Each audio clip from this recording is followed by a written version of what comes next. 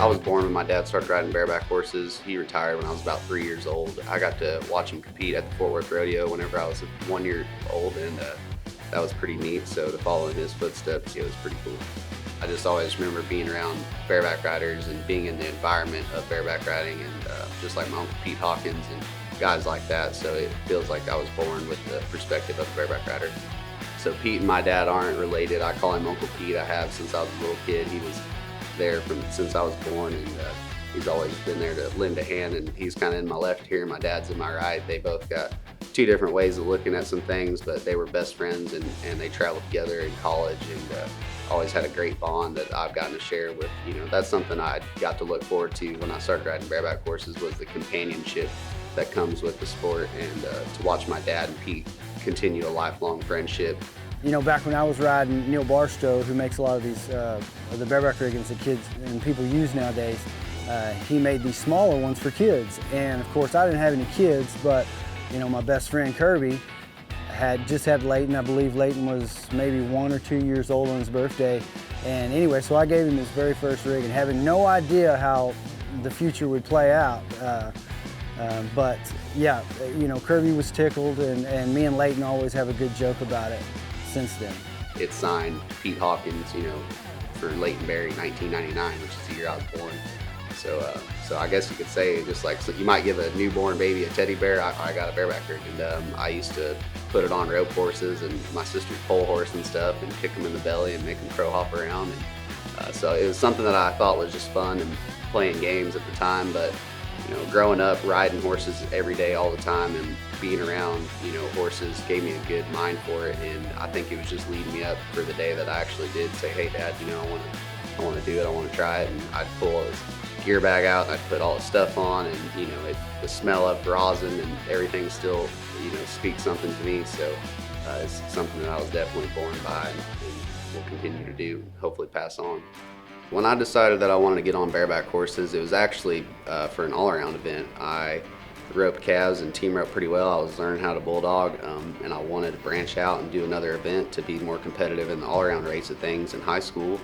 And so that's whenever I told my dad, hey, I want to get your stuff out, and I want to try to get on some bucking horses. And from the get-go, I remember the first two I got on in Waxahachie, Texas, at a little buck out, and I got on 2 horses, and they didn't do much but run off. But the feeling of nodding your head on a bucking horse was unlike anything else. And calf roping had always been, a really high priority of mine. And as the years went on, I, slowly started working harder and harder at the bareback riding, and it became kind of more of a sole event than a third event. And I got to win some pretty cool all-around stuff in high school and college that I'll still continue to try to do, but bareback riding just kind of overtook my calf roping, and I don't know if it was the feeling or the guys I was with, but it kind of just suited me a little more. And when you got a dad that did the same sport as I do, you think that he was pushing me all along my childhood to be a bareback rider. That's not my dad. My dad, Kirby, he loved when I played baseball, basketball. It didn't matter if I was good or bad at it. He wanted me to try and do everything. So growing up, I played some tennis. I did everything you can think of, just trying to figure out what I was good at or what I liked. And I always like to think of myself as an athlete. So I got 2 siblings, Macy and Cade. We're all 2 years apart. We like to give each other a hard time, but that's just something I like to think that makes us all better, because it was always a competition thing between me and my brother who could make toast quicker. It didn't matter. In 2019, I had a great year. I went to almost 100 rodeos, and that was crazy to me, because that's something that I've always wanted to do, and it hadn't really felt like I stepped out and rodeoed until my rookie year. And I ended up just shy of my goal of winning Rookie of the Year, but got to learn more than I ever have in any year of rodeo. So that's whenever I knew 2020 was the year that I'd make the NFR, and I wrote it down on my goal board and knew it was going to happen. And so I have a goal board in my room. I've had it since my senior year of high school.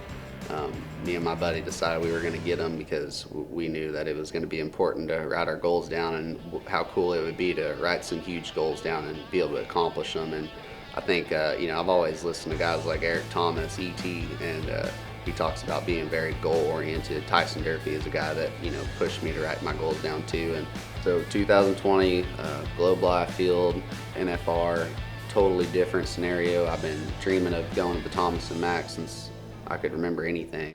And today we get to talk to two guys in the bareback riding, Leighton Berry and Cole Reiner, traveling partners here, making their first trip ever to the Wrangler National Finals Rodeo. Yeah, my family's super excited. I got a lot of people, a lot of friends that are already buying tickets or calling me for tickets. I'm going in to, do my best and ride like I know how, but there's definitely a gold buckle on my mind. I know that I can ride just as good as anybody there, just like Cole can, and we're gonna give them a run for their money.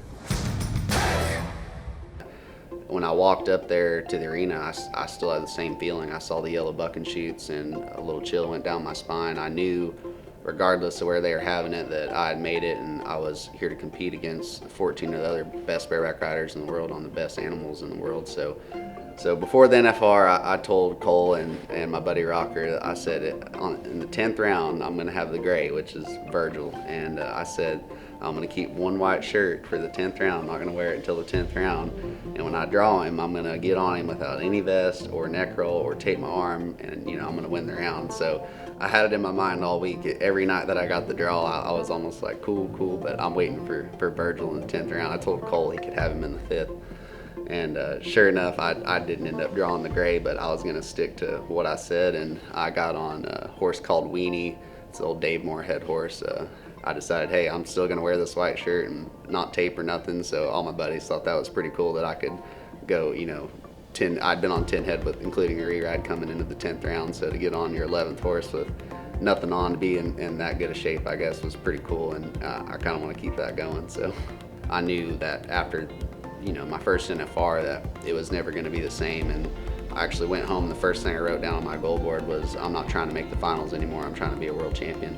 So my mindset changed a lot. So I rolled into my circuit finals over New Year's for my first rodeo back, and almost clean sweep my circuit finals and felt better than I ever have and more mentally strong. I ended up being the Texas circuit champion and average champion, and nailed a trip to Kissimmee, and got to put on a buckle that I've been wanting to do for a long time. And Odessa, Texas ended up being my first one. I was actually entered in the calf roping, which was kind of what pushed me to go out there. I had a horse that I wasn't really familiar with, and to this day, everyone always asks me about that horse, and it definitely wasn't by any means that horse's fault. It was just kind of a crazy deal, and I went out there to compete in 2 events and start my journey on winning the Linderman and try to get some money winning the calf roping. Had a horse come over me in the bucking chute and got me perfectly right behind the shoulders and sandwiched me a little bit, and ended up breaking my back.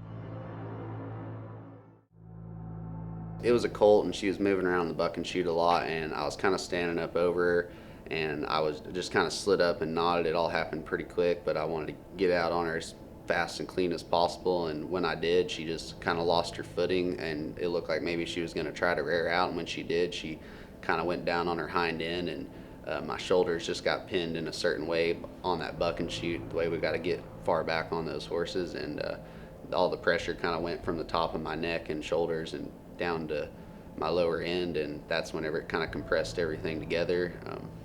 Gate was open, horse left there. I knew immediately. I could feel things moving around and popping. I kind of knocked the wind out of me. So when I left there, adrenaline, I tried to mark her out. My legs were kind of like noodles, so I double grabbed. And Dusty Tuckness finishes helping me get out of the arena. First person I see is Jill with sports medicine. She brings me right back there, lays me down on a table. She's doing all kinds of tests. I'm trying to just tell myself that I'm all right. I probably just maybe got a rib.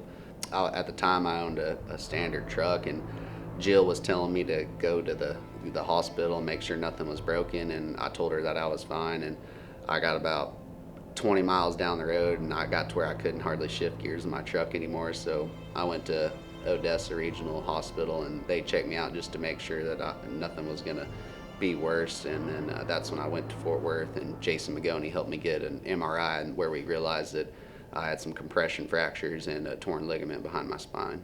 So after seeing Jason at TCU and kind of figuring out what was going on, I was referred to, Sean Scott. He's a guy that's helped me a lot through my rodeo career, and he's got a friend down in Austin that had done neck fusion on Tilden Hooper and Cole Malance on Bull Rider, and he told me that was the guy I needed to go see. So I went down there and just prayed to God and asked him just to give me the best results. I don't really care what happens or where we got to go from here. Just let me continue to do my sport at the level I'm doing it at, and don't let this be it, is all I could think. And got checked out and got the MRI, and boy, I felt like I sat in the waiting room for 3 days. It was probably 2 hours, and Dr. Stokes brought me back in and kind of just said, hey, like, you're good, you're going to be able to ride bucking horses, but we're going to have to fix this, we're going to have to do surgery. And I didn't think nothing about it. My heart didn't sink. That's all I'd asked God to do was keep me safe and keep me out of the woods. And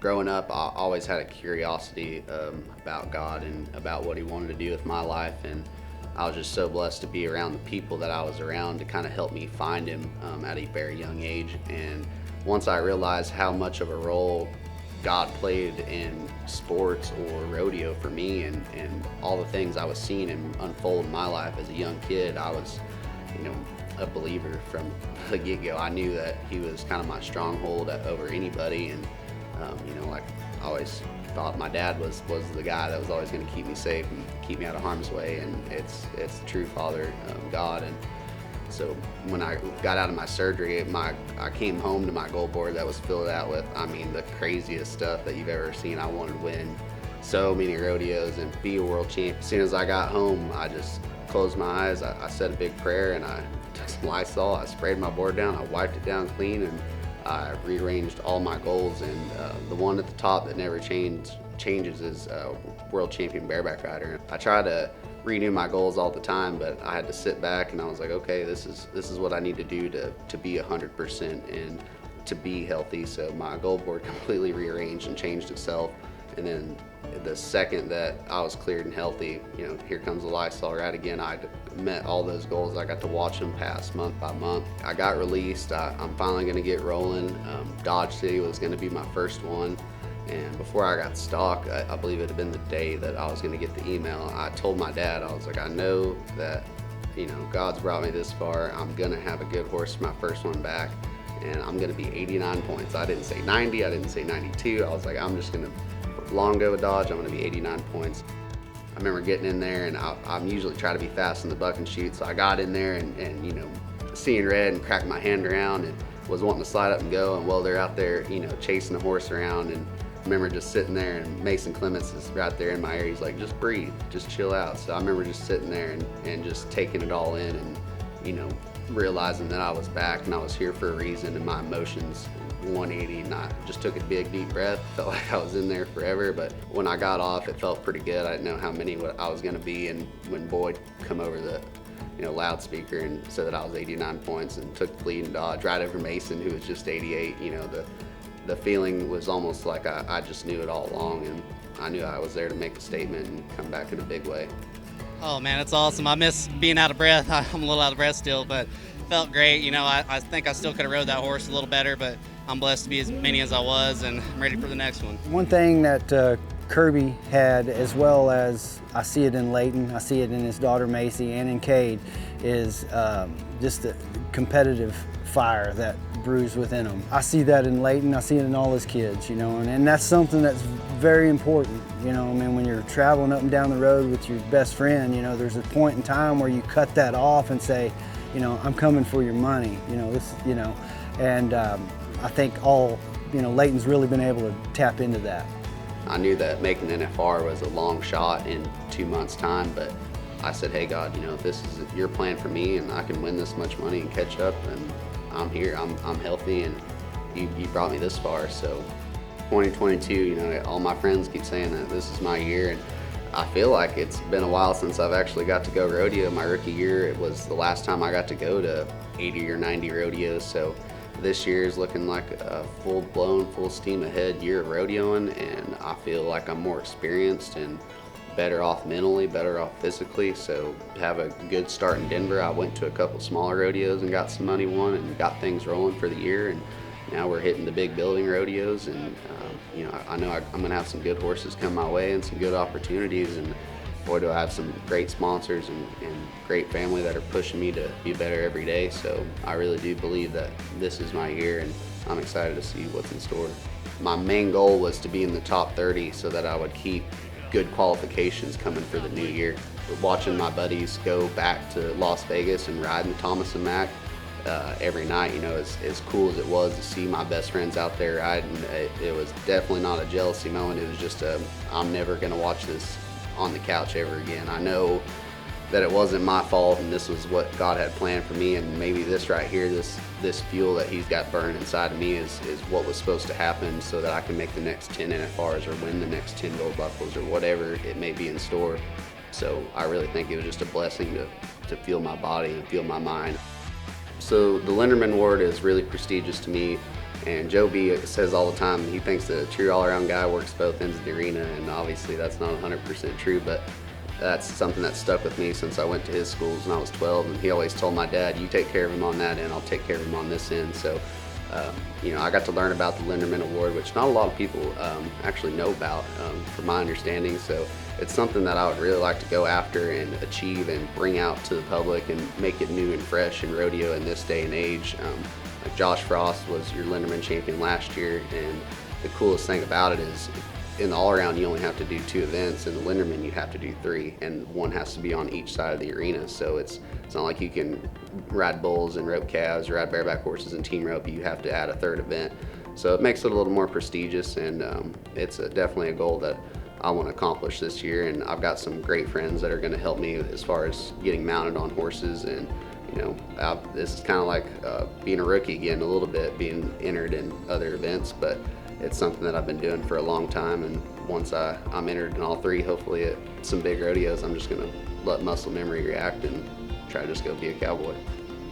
The passion, the true passion of being 100% was something never came along until I got on my first bareback horse, and through injuries and trials that I've had to overcome, that's, you know, one thing that will just never leave me. I'll never be able to stop until God says, hey, it's, you know, your time to move on to something else. But wherever God places me is where I'm trying to go, and I, you know, feel like I have blinders on sometimes, but he always leads me down the right path. And right now I feel like I got some good things figured out and some good things going on both ends of the arena, so I'm really excited for the future.